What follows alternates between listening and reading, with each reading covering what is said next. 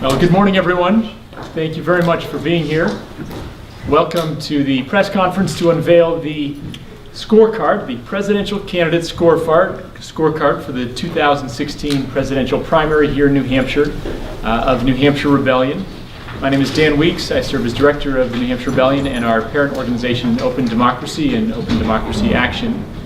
We very much appreciate you coming here. This is not the first time we've gathered in these halls or all around the state. For 2 years now, we have been trying to walk the talk to end the corrupting influence of big money in politics using this critical forum of the New Hampshire presidential primary as our launching pad.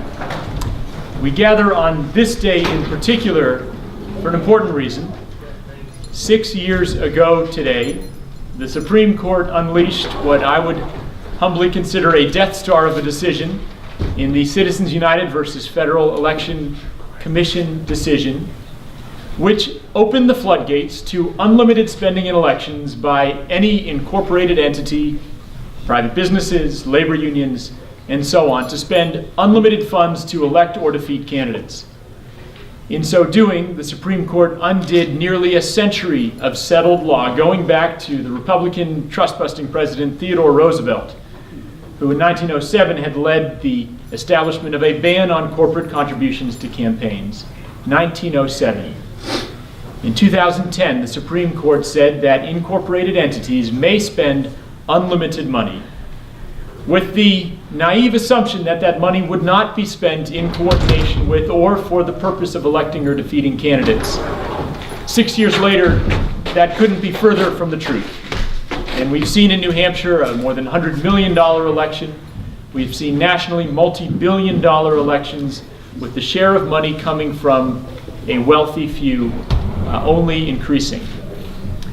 As you know, New Hampshire Rebellion has been marching a combined 30,000 miles now across New Hampshire, from north to south, east to west. And in these final 19 days before the presidential primary, we are putting our work front and center by presenting to the candidates and the media and the whole nation the results of our campaign. We have been demanding that the presidential candidates answer our question and come up with real reforms to end the corrupting influence of money in politics. And we will present the results of that so far here today, although the story is not closed because there are still 19 days for candidates to get on the right side of the issue if they are not there yet. So I want to thank you very much for coming out, and I want to introduce two special guests who will speak a little bit more about where we are and where we hope to be with the Democratic and Republican candidates. From day one, we have been committed to the idea that this must be a unifying, inclusive, cross-partisan movement to fight big money in politics.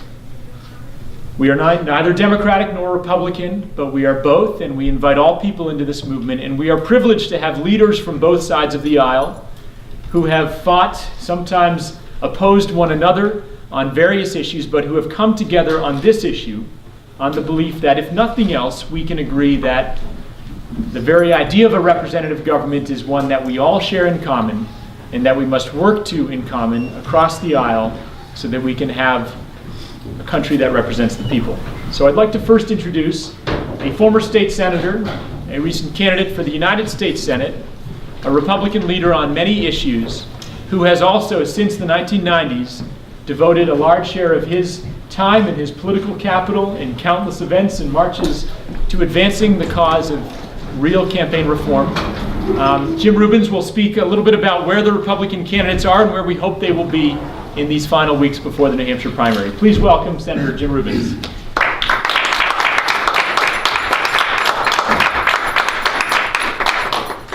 Well, things have changed a lot in the last 4 years relative to this issue.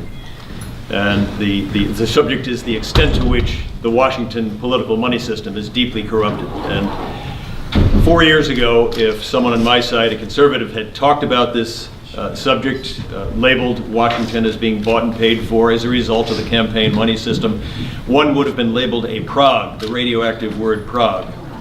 Now, listen to Tea Party U.S. Senator Mike Lee, quote, "America's crisis of crony capitalism, corporate welfare, and political privilege in which government twists public policy to unfairly benefit favored special interests at the expense of everyone else. That's Senator Mike Lee. He's among the most respected conservatives in the U.S. Senate. Listen to Ted Cruz just a couple of days ago. My criticism with Washington is they engage in crony capitalism. They give favors to Wall Street and big business. You wouldn't have heard a Republican talk like this 4 years ago.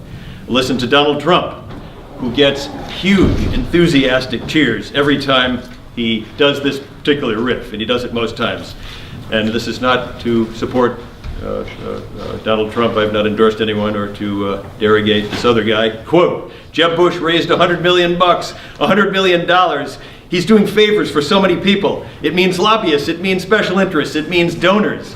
And when you have a donation where you have people giving you millions of dollars, when they call you up, you're not acting in the best interest of the United States. When they call you up, they do what they tell you to do, unquote. And I brought along and again, this is not about Donald Trump, this is about the state of republicanism. This is Donald Trump's handout. And there are 5 very brief bullet points here. And the 5th bullet point is, can't be bought.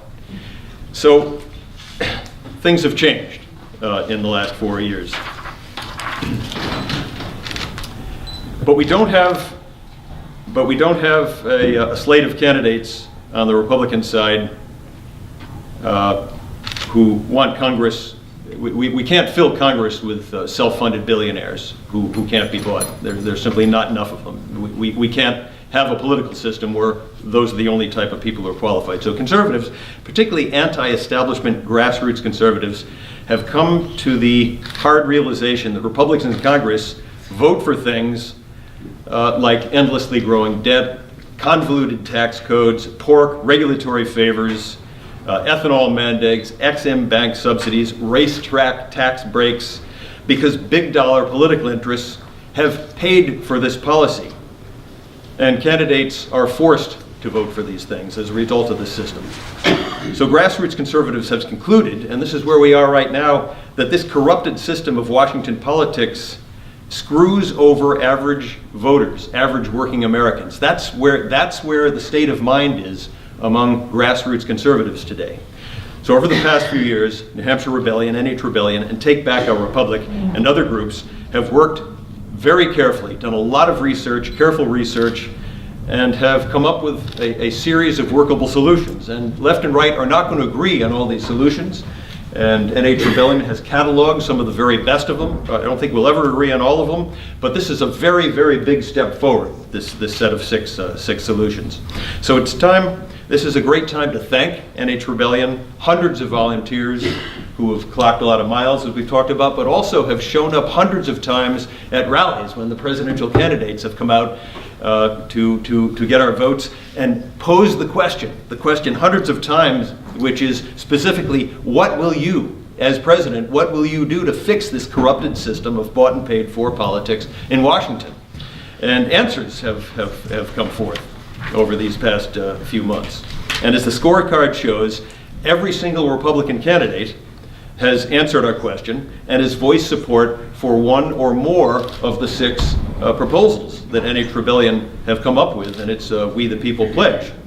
But from my party, the Republican Party, we've not yet heard enough, and it's great that many candidates have talked about transparency, a disclosure of sources, but this doesn't get us all the way there, it doesn't get us far enough. So let's hear from these presidential candidates in these last 19 days. Let's hear bold solutions, consistent with conservative values of small government and maximized individual liberty, personal freedom, solutions that will take power away from the Washington corrupt money system and put it back in the hands of the American people, exactly what the framers of our Constitution intended and designed. So keep asking these questions. Thank you, folks. Thank you very much. And our next speaker has been a leader in New Hampshire for decades, the longtime president of the New Hampshire Charitable Foundation, and someone who has given countless days, immense energy to various causes for the betterment of our state, and who is also a member of the advisory board of Open Democracy. Please welcome Lou Feldstein.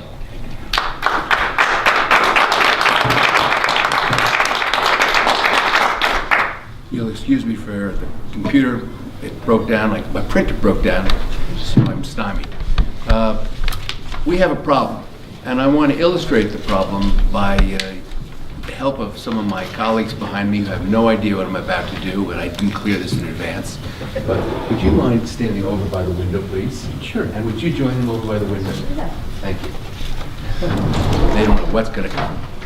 Now, these are neighbors, these are friends of ours. Some of you know that through intermediaries, and I'm going to ask them to help me illustrate something that I read all the time, but I've never understood and wanted to find ways to make it more graphic. So I'm going to start, though, by asking you two if you would turn to your right and face the State House. Both of you. Now, I'm doing this for two reasons. One is I want to change them from faces that are familiar to you to faces that are unknown, and I'm going to assign them roles. These are the roles of some of the donors we don't know, who are a tiny, tiny, tiny portion of the total population and provide an inordinate amount of the money that finances our campaigns.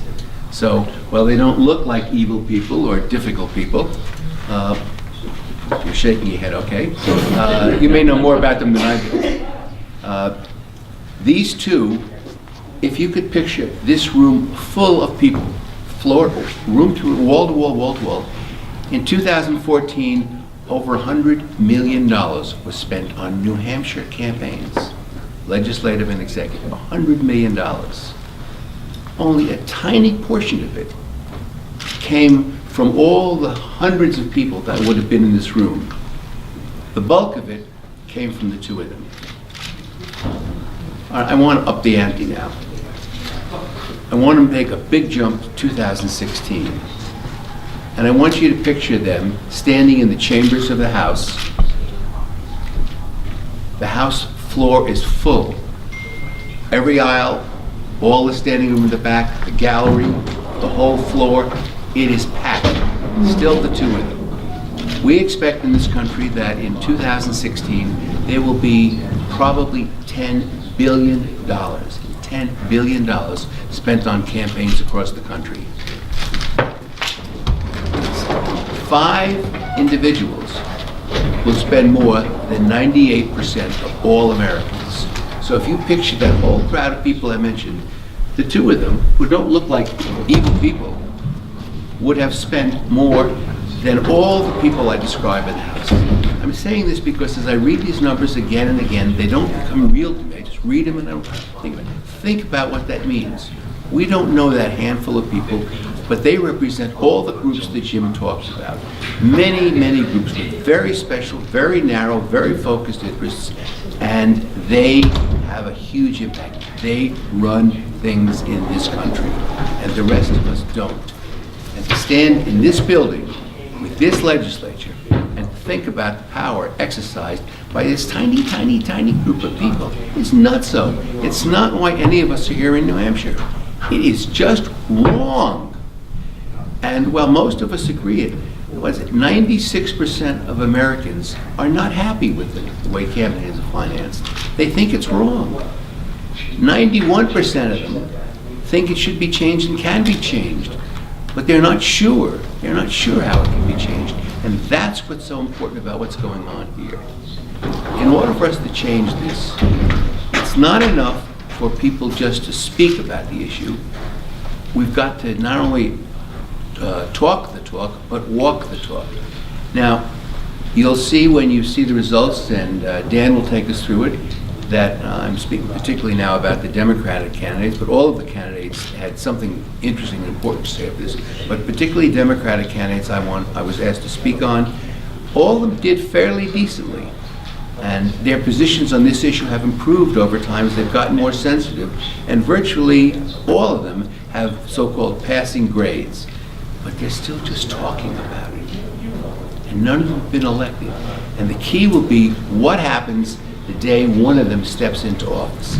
And we want to know and we want to be sure that they not only talk the talk, but walk the talk. We want to keep the pressure on for the 19 days. We want the rebellion out there, adding to this 30,000 total miles put on your feet, covering all these sites and covering them. We have to keep the pressure on to get them to do it. This is not just one more issue. If we mess up on this one, none of the others matter. That's what's so stunning. There's so much control there that if we blow this one, if we don't change the financing, all the other issues are subject and vulnerable, and we could lose badly. And many people feel, unfortunately, yes, we're right about this, that it's a terrible problem, but more important, they feel there's not much we can do about it. We're tiny. And this is an issue to try and change it. This is the time to do it. And so I look forward to hearing Dan take us through these 6 points. They're not magic, they're clear, and demonstrate what we can do about it. And this is the first step. Thank you. Thank you. Come back in. You're very good. Thank you very much, Lou. Thank you, Jim. We've heard from a Republican leader, a Democratic leader. We want to now move to the results as of today, January 21st, 2016. Before we turn over these report cards, I want to note that at the outset, 2 years ago, when the New Hampshire Rebellion first took to the streets way up in Dixville Notch, and I see some folks who were marching all that way, no presidential candidate in my lifetime, and I don't think ever, had actually come out with a plan to overhaul our campaign finance system and restore a true democracy. Now, 2 years later, we have 3 candidates, Democrats, who have sat down with us and had their campaign staff sit down with us multiple times and have released real detailed plans which address the 6 core components of our We the People pledge. In addition, we have met with many of the Republican candidates, and my colleague Brian Tilton has led our efforts, communicating with all of the campaigns, sitting down with many of them, candidates and or their staff, and they too have supported important parts of the We the People pledge. No candidate gets Fs because they have all taken at least that step. No candidate gets straight A's because there is more work that all of them can do, but we have seen tremendous progress over these 2 years, and I think it's a testament to the fact that ordinary citizens are choosing not to give up on this problem that so many of us want to give up on because it seems so intractable. So I'd like to turn these around and briefly explain our grading system, and then we will close with an announcement about our final activities before the primary, and we'll let you all get on with your day. So you see in alphabetical order, not divided by party, and at every point we want to remind ourselves and our friends that this is not a partisan issue. In alphabetical order, we have a grade for every candidate on how they are walking the talk and how they are talking the talk. And you'll notice that these grades are removable letter grades. And even this morning, we had one positive update to make. Because this is not set in stone, we have these 19 more days in which the candidates can improve their standing. But with regard to walk the talk, we are asking, have the candidates through their actions shown that they are truly committed to fixing this problem? And there are specifically 5 criteria that go into this, and we will release the full criteria and methodology to the media. The first is, have they shown policy leadership? Have they come out with plans? Often as a result of consulting with us and other reform groups. Second, have they shown political leadership? Have they actively, not simply when questioned by us, but have they, without prompting, gone out of their way to talk about those plans and solutions? Third, have they shown media leadership? Have they authored op-eds or other pieces to draw attention to this issue and to their solutions? And then finally, have they rejected the current dark money system and super PACs? And so based on their performance on these core metrics of walking the talk, they have grades of between F and A, with the best grade being a B, Senator Bernie Sanders, who has forsworn super PACs and dark money groups and has made it a centerpiece of his campaign. We also see Republicans like Donald Trump who have also spoken repeatedly about the importance of this issue. And I won't go through every one, but I will note that Secretary Hillary Clinton, this morning first thing was actually a D. but authored a major piece in Politico today, coinciding with the Citizens United anniversary, about the importance of this plan, and so that media leadership takes her up one notch. And we hope that will be an example for many other candidates to follow. The second set of grades are talking the talk.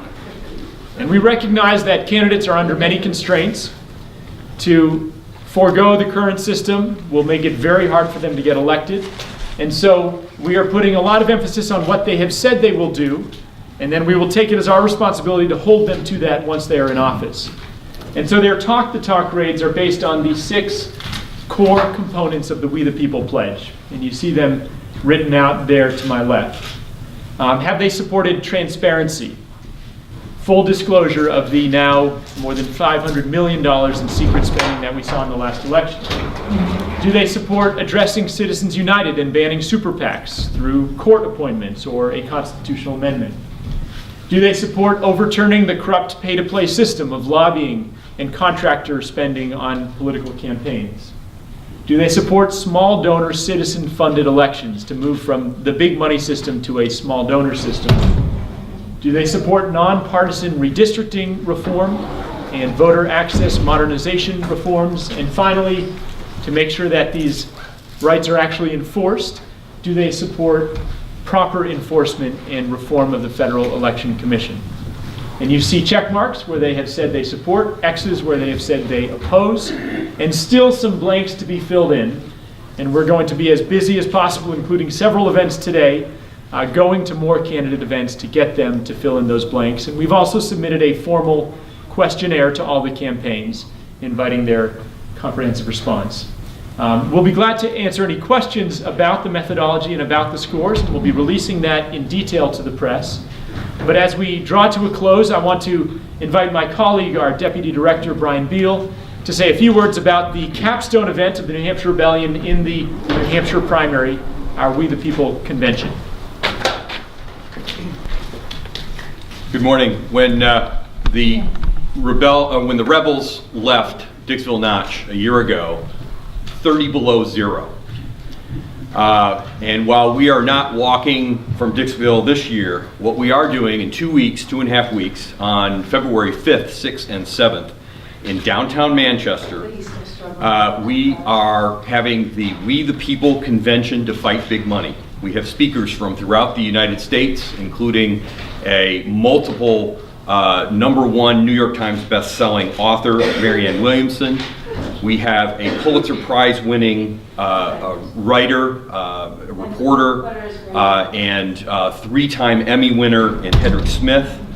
We have conservative campaign reform leader John Pudner from Take Back Our Republic, and many, many other speakers, including many local and state level candidates, as well as presidential candidates coming to visit in what you would think that we would have this in a ballroom in a hotel, but no, this is the New Hampshire Rebellion.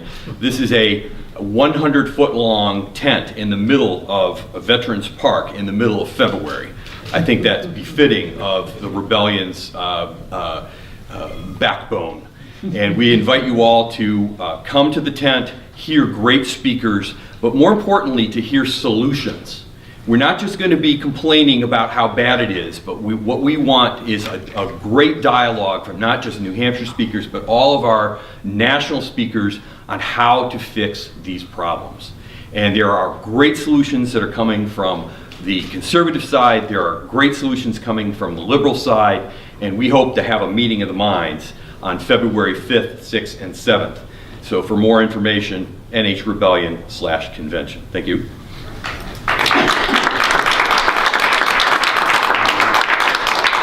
Thank you very much. I know we have some media present and want to invite any questions you have. Just before doing so, I want to acknowledge there are many wonderful activists who've walked many miles with us, and I can't acknowledge everyone here today, but our board chair, Gordon Allen from Antrim, a longtime state legislator, my colleague Zanny Brown, who is really a lot of the mastermind behind these grades, who has led a lot of our questioning, and I see many volunteers who have been out and about questioning. And of course, Corrine Dodge, one of our staunchest volunteers, bringing back the founding fathers and founding mothers to this movement as we remind ourselves that this is about going back to what America is really about, a government of, by, and for the people.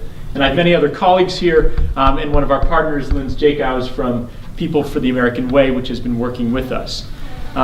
Finally, just before inviting questions, as you know, 2 weeks ago today, the House in New Hampshire took an historic vote before it was undone. SB 136 would have made New Hampshire the 17th state in the nation to express the need and call on Congress to address Citizens United.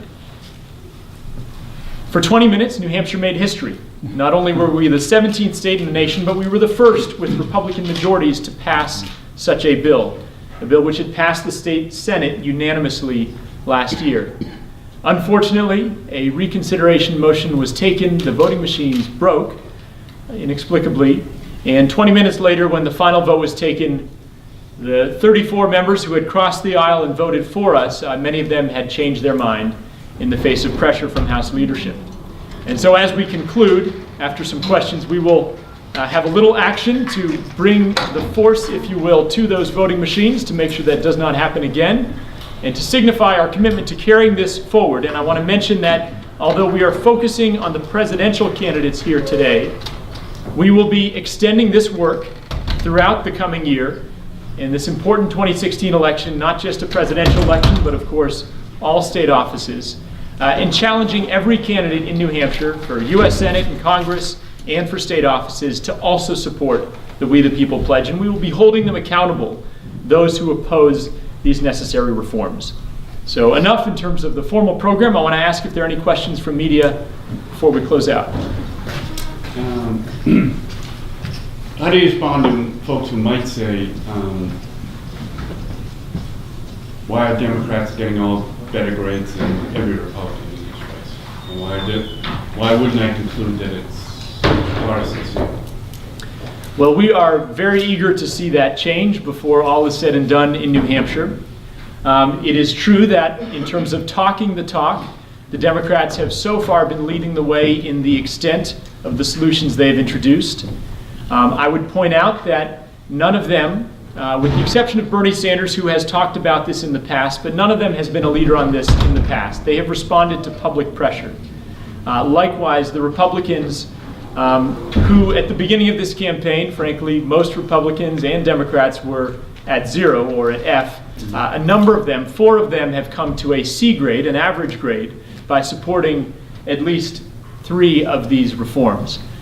So by no means are the Republicans failing, and we intend to see them do better and better, especially as we put pressure on them in these last 19 days. Thank you, Dennis. Thanks very much. Any other questions? Well, I think that brings our formal program to a close, unless there are any other visitors. We'll see if there's anyone else who needs to say anything here Silence! at the lectern. Silence! Make way for the first order! Excuse me. Stormtroopers, searching! Excuse me, this is a free country. What are we doing here? Freedom! I'm so sick of hearing about your freedom. Freedom of assembly, freedom of speech, freedom of choice. That is chaos, and we bring order. We will not rest until all systems have come into line with the first order, and you have submitted to our power. We do not want to submit. Did you find the rebels? There are no rebels here, sir. Where is the rebel base? Stop right there, you monster! Ah, the girl. Come to complete your training in the dark side, have you? We will never join you. We'll see about that. The First Order is more powerful than you could possibly imagine. We will bring all of our star systems into line and annihilate you foolish Jedi. And how are you going to do that? Starkiller Base? Oh wait, my friends and I blew it up. Yes, right after I killed your precious hero. Build whatever Death Star knockoff you want. You don't scare me. You think that's the only way to enslave people? We have a weapon more powerful than any laser. A Death Star, known as Citizens United. And it brings us the power of money! What? What's happening? Don't you feel it? Haven't you seen the private jets? The $1,000 haircuts? The $1,000 hair pieces? Right now, there are billions of dollars flowing through your political system, corrupting your leaders and silencing your voices. What's wrong with me? I feel like money equals speech. That is the power of the dark side. No, this is wrong. I am smarter than this. Give in to your hatred. Please, help me. I know I can defeat him if I just fight big money. Fight big money. Fight big money. It's working. It's working. Everyone shout louder. money! I will show you my power! Money! Fight big money! Fight big money! Fight big money!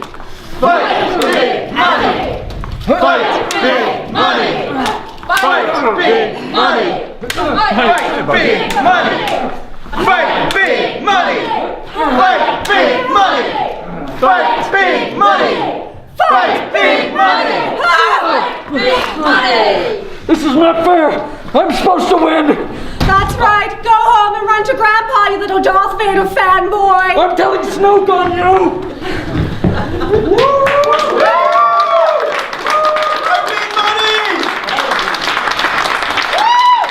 Thank you for your help. The dark side is strong, but we can defeat them if we work together. It has been 6 years since the Empire built the Death Star that is Citizens United, but we will no longer live in fear.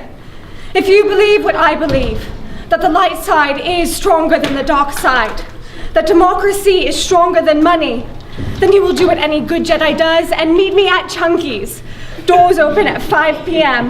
Bring your friends, and let's show that the power belongs to the people. May the Force be with us.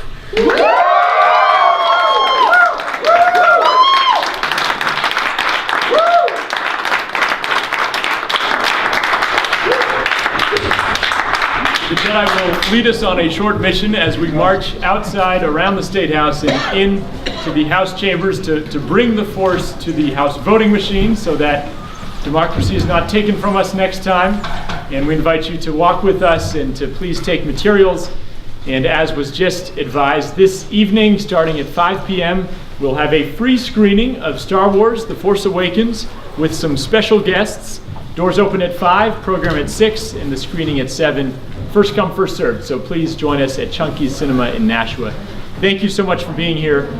The full scores will be released to the media shortly, and have a great day. Thank you. Thank you, Kevin.